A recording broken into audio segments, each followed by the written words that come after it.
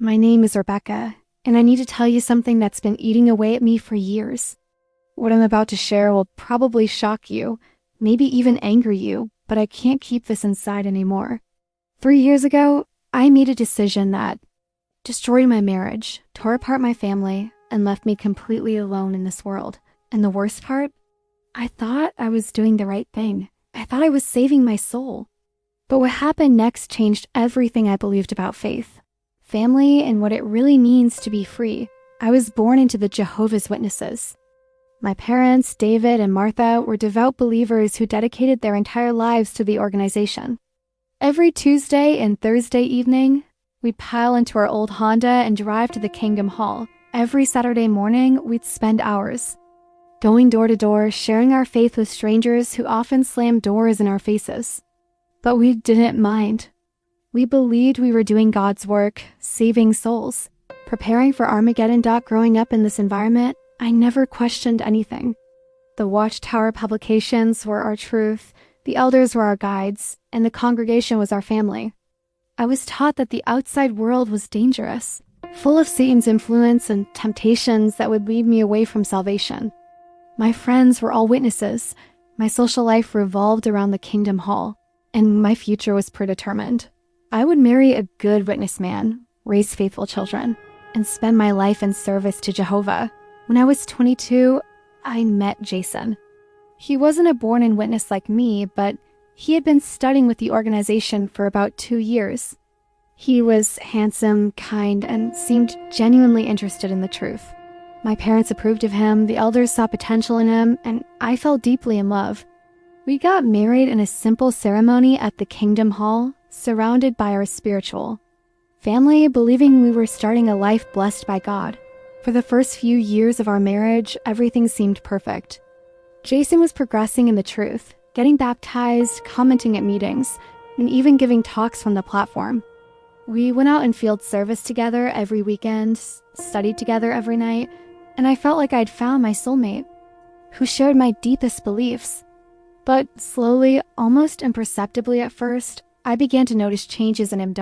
It started with small comments during our family worship nights. Jason would ask questions about certain teachings that I found uncomfortable. Why couldn't we celebrate birthdays when the Bible mentioned them positively? Why were we discouraged from higher education when knowledge seemed like a good thing? Why did we have to shun former members who were otherwise good people? I would give him the standard answers I had learned, quoting scripture and Watchtower publications, but he seemed unsatisfied. These conversations became more frequent and more intense. Jason would spend hours on his computer, researching, reading, questioning. He started missing meetings occasionally, claiming he was tired from work. He became less enthusiastic about field service, often suggesting we skip our Saturday morning routine to spend time together instead. I was confused and increasingly worried. Didn't he understand that our spiritual activities were the most important part of our lives? One evening, after we had been married for 4 years, Jason sat me down in our living room. His face was serious, his eyes filled with a sadness I had never seen before. He took my hands in his and said words that would haunt me for years to come. He told me he had been doing research, reading books, looking into the history of the organization. He said he had discovered things that made him question whether the Watchtower was really God's organization. He spoke about failed prophecies, changed doctrines, cover-ups of abuse cases. I felt like the world was crashing down around me. My husband, the man I loved more than anything, was questioning the truth. I pulled my hands away from his and stared at him in horror. This was apostasy. This was exactly what the organization had warned us about. Satan was using the person closest to me to try to destroy my faith. I told him to stop, to pray more, to talk to the elders. But he shook his head and said he couldn't pretend anymore. He couldn't live a lie. The next few months were torture. Jason tried to discuss his concerns with me, but I refused to listen. I increased my spiritual activities, spending more time studying, more time at the Kingdom Hall, more time with the friends who reinforced my beliefs. I began to see Jason as a threat to my spirituality. The elders noticed the tension and counseled me to be a good example to my husband, to win him back through my conduct rather than my words. But Jason was pulling further and further away. He stopped attending meetings altogether. He refused to participate in field service. He even suggested we visit his family for Christmas, something that horrified me. I felt like I was living with a stranger, someone who had been replaced by Satan's influence. The man I had married, who had promised to serve Jehovah with me forever, was becoming everything the organization had taught me to fear. The breaking point came on a cold December evening. Jason had prepared dinner and set candles on the table, trying to create a romantic atmosphere like we used to have in our early marriage days. He looked at me across the table, his eyes pleading, and said he missed me. He said he felt like he was losing his wife to an organization that controlled every aspect of our lives. He begged me to just consider the possibility that we could be wrong about some things, that we could still love God without the watchtower. I stood up from the table so fast that my chair fell backward. The sound echoed through our small apartment, like a gunshot. I looked at my husband, this man who had once been my spiritual companion, and I saw only an enemy of God. The tears streaming down my face were hot with anger and betrayal. I told him that if he couldn't support my faith, if he was going to try to drag me away from the truth, then he was not the man I married. I said words that I would regret for the rest of my life. I told him that Jehovah was more important too. Me than he was, and if he made me choose, I would choose God every time. Jason stared at me in silence for what felt like hours. Then, quietly, he said that he had never asked me to choose between him and God. He had only asked me to think, to question, to consider that maybe we had been misled. But I couldn't hear him anymore. All I could hear were the voices of every Watchtower article I had ever read, every talk I had ever heard, every warning about apostates and their poisonous influence. That night, I called my parents and told them everything. They were horrified but not surprised. They had noticed Jason's decreased activity and had been praying for him. My father spoke with the elders, and within a week, 2 of them came to our home for what they called a shepherding visit. They sat in our living room, opened their Bibles, and tried to reason with Jason, but he asked them questions they couldn't answer or wouldn't answer. The visit ended with them strongly encouraging me to limit my association with my husband if he continued on this dangerous path. The next few weeks were a blur of meetings, phone calls, and counseling sessions with the elders. They told me that I was in a spiritually dangerous situation. My husband was becoming apostate, and his influence could contaminate my faith. They reminded me of the Bible's counsel about not being unequally yoked, about how bad associations spoil useful habits. They suggested that perhaps some time apart would help Jason come to his senses and return to the truth. I was torn apart inside. Part of me still loved Jason desperately, remembered the man he used to be, the dreams we had shared.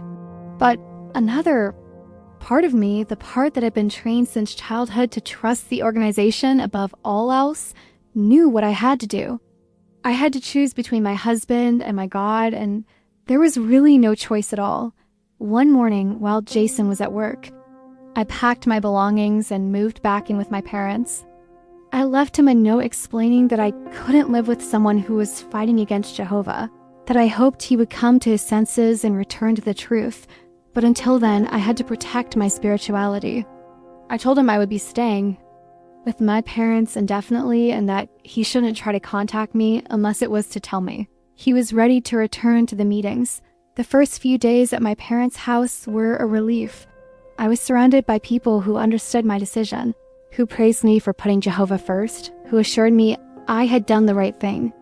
My mother held me while I cried and told me that sometimes loving someone means making hard choices for their eternal welfare. My father said he was proud of me for showing such strong faith in the face of trial. But as the days turned into weeks, something unexpected began to happen. Instead of feeling closer to Jehovah, I felt more alone than I had ever felt in my life. I threw myself into spiritual activities with desperate intensity. I pioneered, spending 70 hours a month in field service. I attended every meeting, commented at every opportunity, participated in the school, volunteered for every activity. But nothing filled the emptiness inside me where my love for Jason used to live. My phone buzzed constantly with texts from Jason. At first, they were angry, demanding to know why I left without discussing it with him first. Then they became pleading, begging me to come home so we could work things out. Finally, they became sad, telling me he missed me, that he loved me, that he was sorry for hurting me. I showed these messages to the elders, who advised me not to respond unless Jason expressed a desire to return to the organization. Months passed. I heard through mutual friends that Jason had moved out of our apartment, that he was living with his sister across town. Someone mentioned seeing him at a coffee shop with a woman, and my heart shattered all over again. The elders reminded me that this was what happened when people left the truth. They fell into immorality and worldly thinking. They said it proved I had made the right decision to separate from him, but something was happening to me that I didn't expect and couldn't understand. The more time that passed, the more I began to question my own decision. Not the truth itself, never that whether I had handled the situation correctly. I found myself wondering if there had been another way, if I could have shown Jason more love, more patience, more understanding. Maybe I'd been too rigid, too quick to choose sides, too willing to let the organization make decisions for my marriage. These thoughts terrified me because I recognized them as dangerous. Doubting the counsel of the elders, questioning the organization's guidance, wondering if there might have been a better way. These were the first steps toward apostasy. I prayed constantly, studied harder, increased my service hours, anything to push these treacherous thoughts from my mind. But they kept coming back, especially late at night when I lay in my childhood bedroom, staring at the ceiling and remembering the feeling of Jason's arms around me. One Saturday morning, almost a year after I had left Jason, I was going door to door in a neighborhood I didn't usually work. As I walked up to a house, preparing my presentation, the door opened before I could knock, and there was Jason. He looked older, tired, but also somehow more peaceful than I remembered. We stared at each other in shock, neither of us speaking for what felt like an eternity. Finally, he asked quietly if I was okay. The simple question, asked with such genuine concern, broke something open inside me.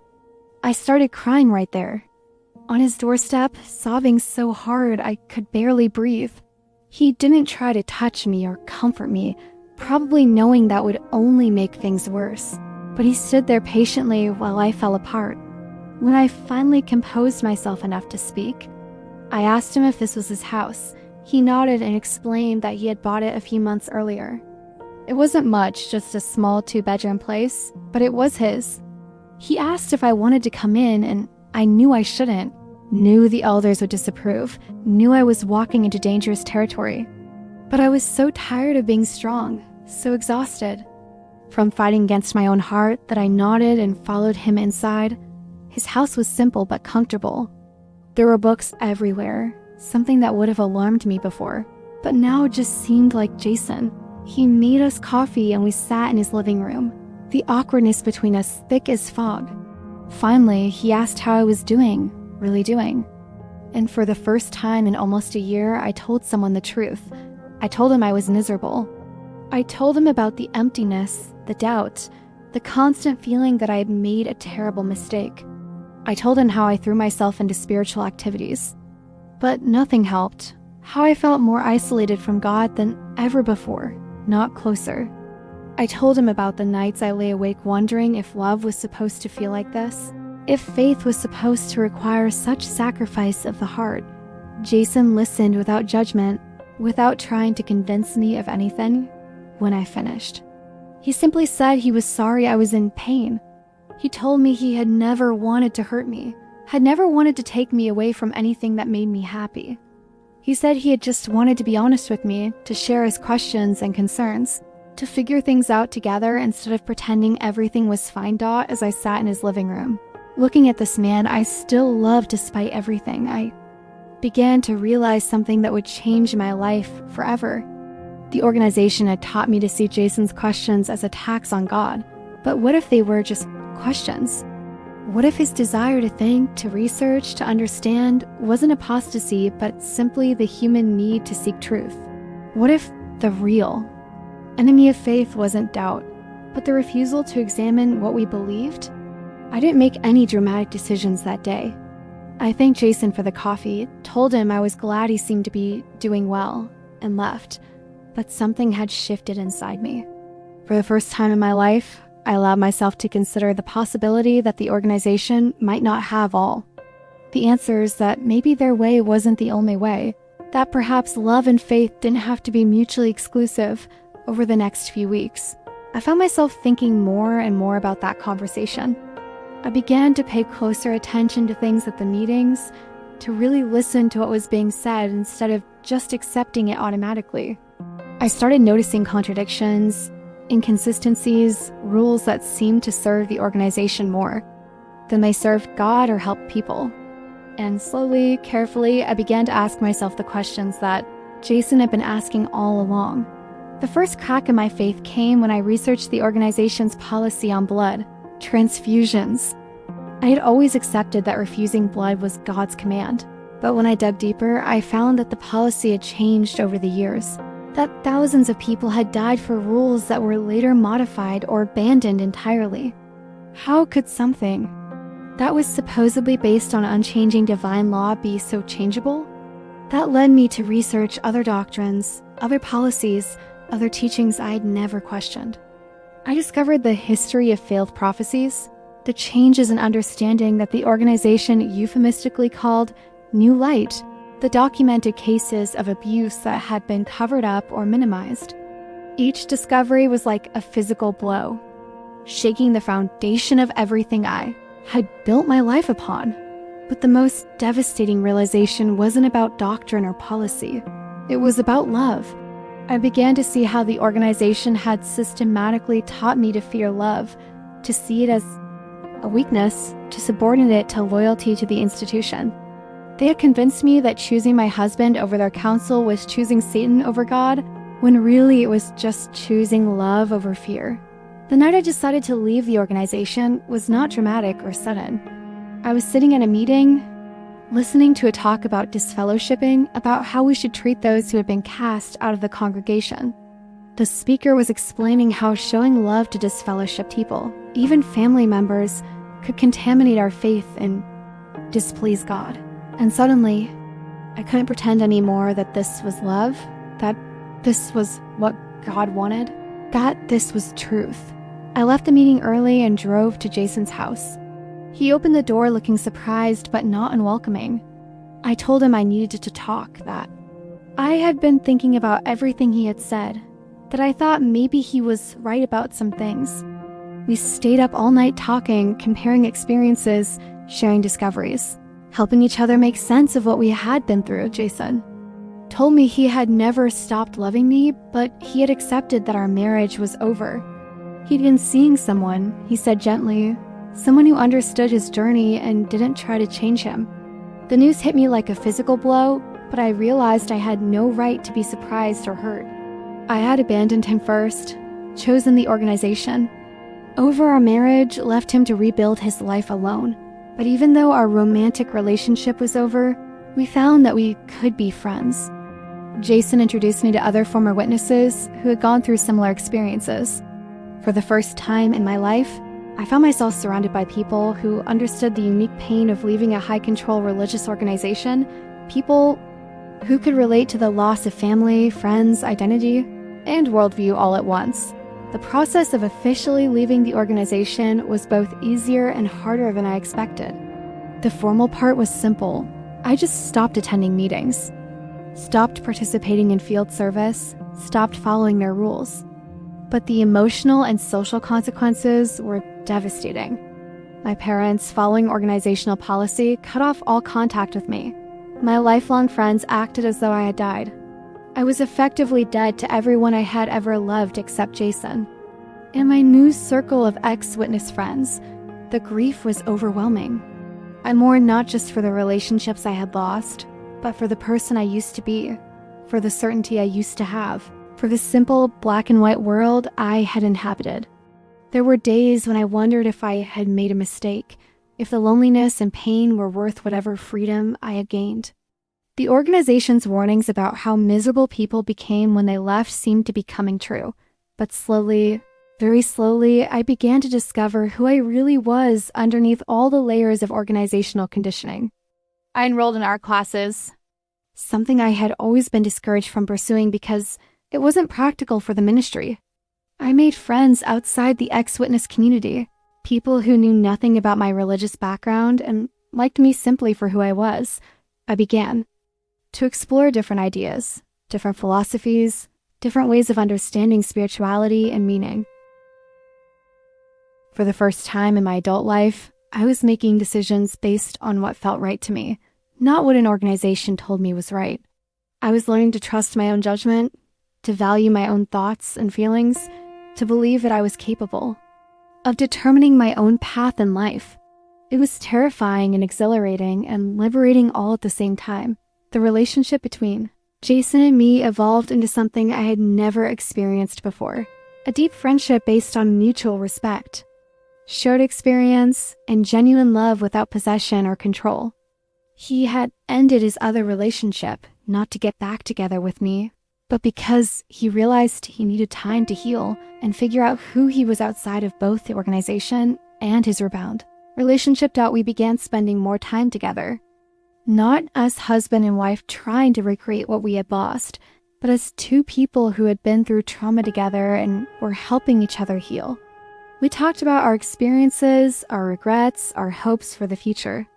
We supported each other through the dark days when the grief felt overwhelming and celebrated together. When we achieved small victories in rebuilding our lives, about 2 years after I left the organization, Jason and I were having coffee together when he said something that changed everything again. He looked at me across the table and said that he had been thinking about us, about our journey, about what we had been through together and separately. He said he realized that the people we were now were not the same people who had gotten married. In that Kingdom Hall so many years ago, we had both grown, changed, learned, healed. He said he would always regret that his questions and doubts had caused me such pain, and I told him that I regretted choosing an organization over the person I loved most. We talked about forgiveness, about second chances, about whether it was possible to build something new from the ashes of what we had destroyed. And slowly, carefully, we began to explore the possibility of a different kind of relationship. This time, we didn't rush into anything. We didn't make grand promises or dramatic declarations. We simply spent time together, got to know each other as the people we had become, and allowed our feelings to develop naturally without the pressure of organizational expectations or prescribed roles. We went to therapy together individually, and as a couple, working through the religious trauma that had nearly destroyed us. The road back to each other wasn't easy or straightforward. We had both been deeply wounded, both carried scars from our experiences, both struggled with trust and intimacy after so much pain. But we also had something precious. We understood each other's journey in a way that few people ever could. We knew what it felt like to lose everything for the sake of conscience, to choose truth over comfort, to rebuild a life from nothing. Today, 3 years after I first made that devastating choice to leave Jason for the organization, we're married. Again, not in a Kingdom Hall this time, but in a small ceremony surrounded by the friends we chose, people who love and support us unconditionally. We're still healing, still learning, still figuring out how to live authentically after so many years of following someone else's script. Some people might think our story is about the dangers of religion, but I don't see it that way. I think it's about the danger of letting any institution, religious or otherwise, make your most important decisions for you. It's about the importance of thinking for yourself, questioning authority, and trusting your own conscience, even when it's difficult or scary. Most importantly, it's about love. Real love doesn't ask you to choose between the people you care about and the things you believe. Real love doesn't demand that you sacrifice your heart for someone else's idea of righteousness. Real love doesn't punish questions or doubts or growth. Real love supports you, challenges you, grows with you, and never asks you to become less than who you really are. I lost years of my life to an organization that claimed to have a monopoly on truth and love but delivered neither. I merely lost the person who mattered most to me because I believe that loyalty to an institution was the same thing as loyalty to God, but in the end, what I gained was something I never could have imagined when I was sitting in that kingdom. All as a child, the freedom to think, to choose, to love, and to be authentically myself. If my story resonates with you, if you recognize yourself in my experience, I want you to know that you're not alone. Whether you're struggling with religious doubt, facing pressure to choose between love and loyalty, or trying to rebuild your life after leaving a high-control group, there are people who understand what you're going through. There is life after. Leaving, love after loss, and hope after heartbreak. Your story matters. Your questions are valid. Your feelings are real. And you have the right to make your own choices, even when those choices are difficult or misunderstood by others.